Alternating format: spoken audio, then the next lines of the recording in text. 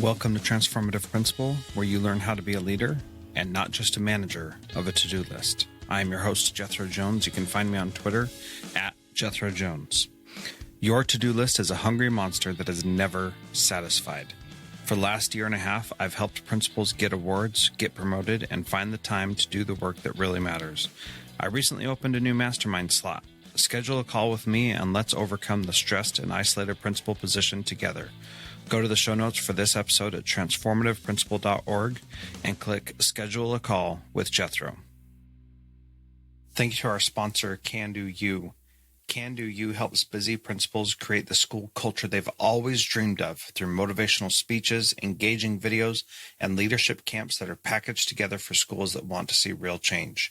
Go to candou.us/Jethro to schedule your call today. And if you sign up before the end of the summer, you'll receive a big, huge TV for your lobby to recognize all the amazing things that your students are doing every single day. That's CanDoU, CANDO, the letter U.us/Jethro. Hi, I'm Dan Kreines from the Leader of Learning podcast, a proud member of the Education Podcast Network, just like the show you're listening to right now. The opinions expressed are those of the individual hosts. Make sure to check out all the other great podcasts at edupodcastnetwork.com. And get ready, because the learning begins in 3, 2, 1. I would like to shift gears just a little bit and start talking about the work that you're doing with Heather Staker right now. Can you talk a little bit about that? Yeah, I mean, what we're doing is Acton Academy, which is an incredible model. It's a private school. As you know, 2 parents, Jeff and Laura, put this together for their students, and its popularity is just exploding. And they have, in fact, I read in email communication today, they have over 8,000 application inquiries from people or groups who would like to start their own Acton Academy. And this is worldwide. Yeah, it's amazing. It is. And so to approach this, they would love to share this idea, but they definitely want anyone using this idea and trying to replicate their model to understand exactly how it works and to be well informed. And so as they sort of approve partners, they've decided they need to put together a good toolkit for their new owners. They're becoming so popular so fast, and they have so many wonderful processes and ways for facilitating the success of these schools. So we're putting together a toolkit, basically. We're taking all of that wonderful information and material that they've already created and organizing it for their benefit. So as they approve and allow new owners to move forward, they'll have this wonderful toolkit to turn to. Yeah, that is pretty cool. Now, with that kind of a model, again, if you don't know about Acton Academy, I encourage you to go back and search for Jeff Sandifer on transformativeprincipal.org and learn more about that model, because it really is amazing. And what I love about it is that it takes the whole element of control, which is what so much of education is based on, and just basically takes that away and empowers the kids to really be the ones who are driving the learning that is happening. And they're driving the culture, they're driving the learning, they're driving so much in the school. And it's just an amazing, inspiring model, because kids actually rise to the occasion. And so replicating something like this could be challenging, because it takes a lot of work to set up an environment where kids feel safe and able to rise to the occasion. And so how do you create that, where even in your high school principal experience, how do you make it so that kids don't just blow off the requirements and play video games all day? You know, that's a good question. And I'm excited that you asked that, because it's something I wanted to talk about. In the Acton model, that's, on steroids. And it's so fantastic to watch, because these kids rise to the occasion. And in a traditional model of education, we've removed all that power from them. So we can't all be Acton Academies, which is why I'm really grateful for what you said, that you are inside the traditional system trying to bring out change. And that does have to happen. when you have the opportunity to transform a learning environment, the first thing that you want to do is think in terms of empowering the students. And it's not something that we do in a traditional model. We tell them when they're going to learn, what time they're going to learn, what they're going to learn. We control that they have to be quiet and listen. And now they have a few minutes to work together. And we just really control the whole situation. In a lot of ways, it kills their love for learning. I've seen that in my own kids. Not entirely. I mean, it's hard to kill the entire love of learning when students are passionate about a subject, but it often kills their love of learning and their excitement to get up every day and learn something new. So you need to empower students. And that's what we tried to do at Career Path High, is provide this wonderful pathway that was a choice, because charters are a choice, that they could come to. And not only that, but we would give them a lot of control over moving through their courses and getting assistance from their teachers, and, when and where they were doing that and when it worked best for them. There are always parameters. So that brings it to, how do you keep them from just doing video games all day? Well, there's a lot of things you can do. And, I could drill down into lots of details, but I'm going to move on to the next thing. So number one, empower. And number two, set up processes for accountability. Students have to have accountability, and they have to learn that there are consequences. They also have to learn that it's okay to fail, as long as you're failing forward. And you even need to have that attitude as an administrator in a new model of education. You're going to fail, and it's okay, as long as you're picking yourself up and you're iterating. So you have to also show students how to do this. And some of the things that we did is every student had a success coach that they met together once a week. And at the beginning of the year, they set long-term goals and short-term goals. And then weekly, they had to be responsible to come to their success coach and tell them, here's how I did in my weekly goals. Here's how far ahead or how far behind I am. Here's where I went wrong. And now here's what I'm going to do this coming week.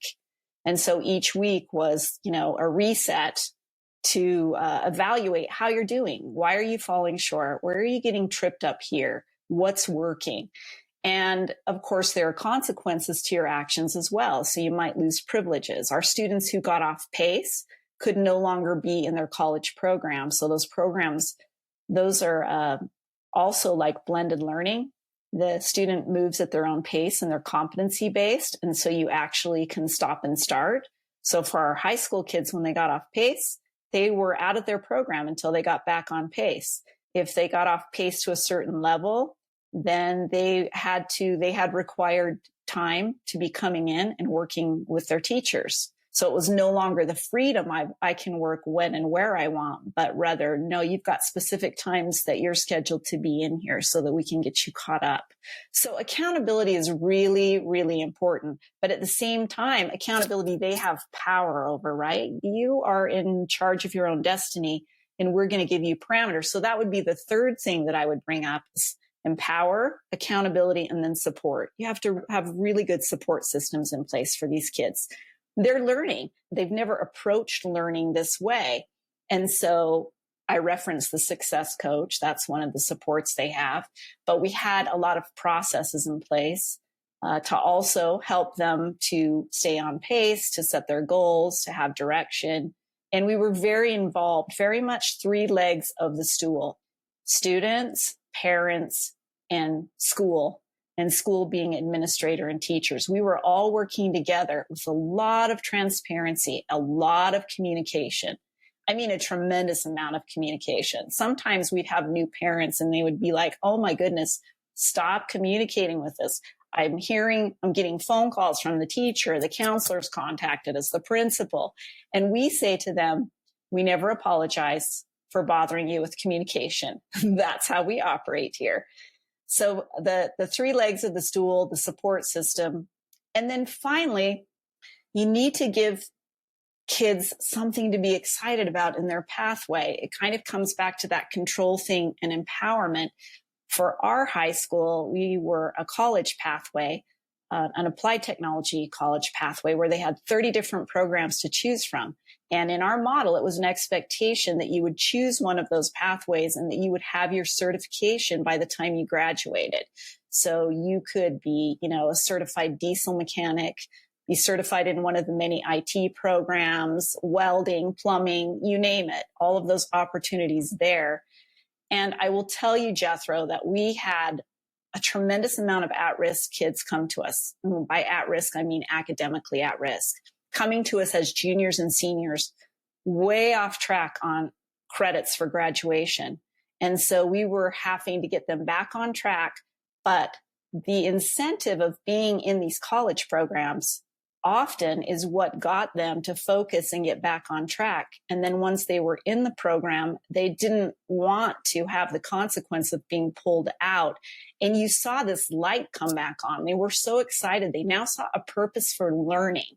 They looked forward every day to going to that program and understanding that I'm creating a future for myself. I'm really accomplishing something tangible.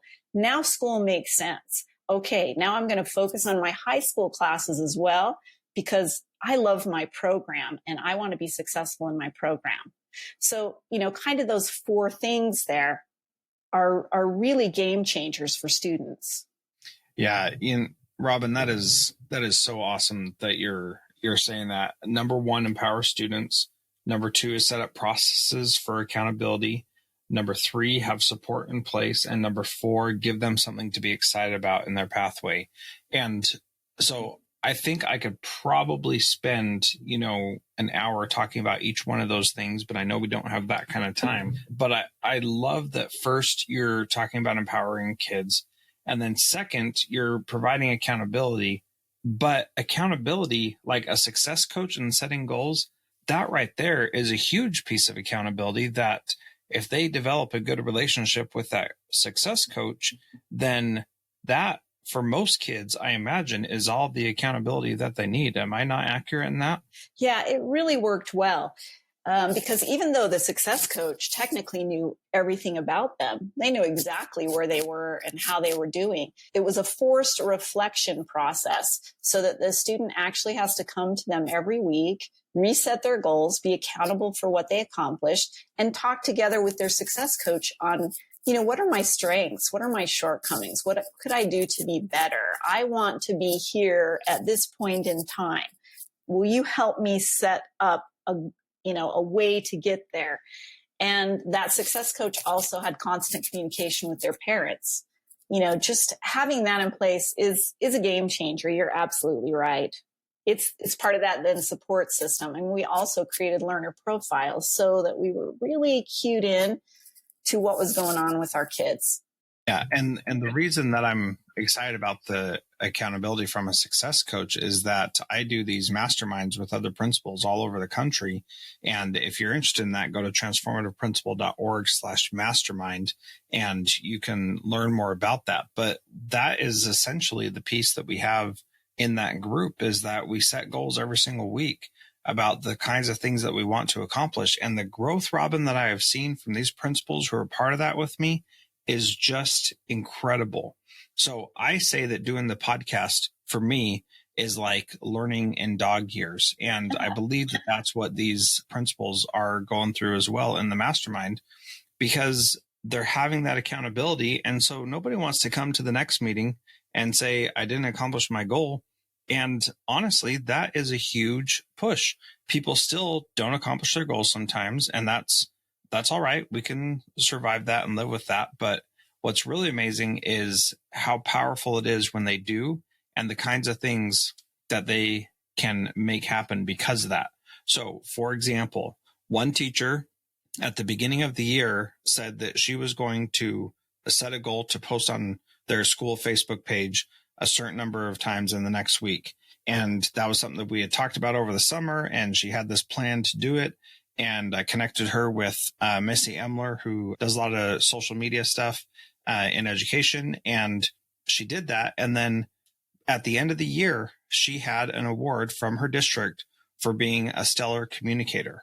And so instead of being in this Title I school that gets no love and no respect, she not only increased her literacy scores by a significant amount, but also made sure that people knew about the great things that were going on in her school, and then was recognized in her district for doing that.